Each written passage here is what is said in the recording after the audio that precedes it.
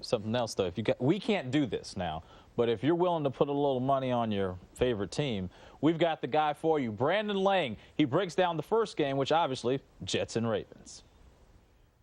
Well, Jets in Baltimore here. I'm looking over the posted total of 33.5. Now, Monday night, part of my winning day I had for you there in Maryland, I went over the posted total in Cincinnati and Baltimore. I got that easily. I think the Jets will have some success on offense. But what I'm really looking for here is I'm looking for Baltimore's offense to get on track, put up some points, and get going the way Billick wants them to get going. 33.5 is a low posted number. I'm looking for over the posted total as the Ravens go over for the second week in a row.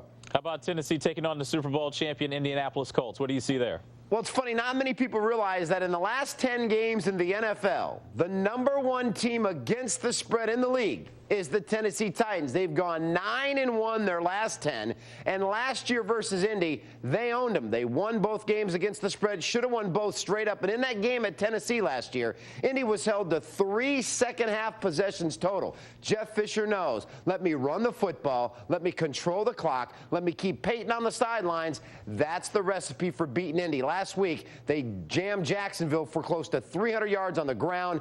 At home, Tennessee plus a 7 the way to go.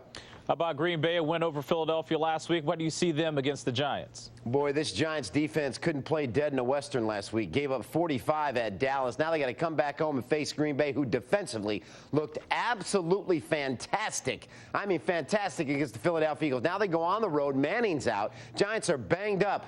Good matchup here for this Green Bay defense against this Giants offense. Green Bay's offense will get on track. Green Bay plus the 1. Solid play right there.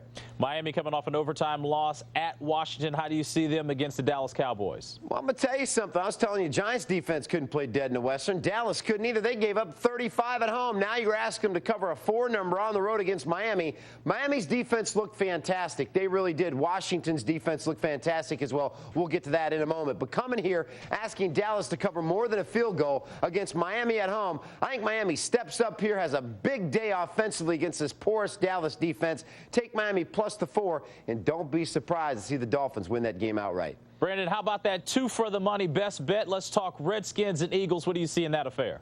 Trying to bang home our second straight 2 for the money best bet for you tonight under the posted total on Monday night. Both defenses looked absolutely fantastic. Consequently, offensively, Washington a little sluggish against Miami. Eagles a little sluggish against Green Bay. I'm looking at under 38. 6 of the last 7 meetings between Washington and Philadelphia under the posted total. 2 for the money best bet winner, Washington Eagles under on Monday night. Brandon Lang, always appreciate that knowledge there, brother. Thank you. We'll see you next week. Have a great week, guys. All right.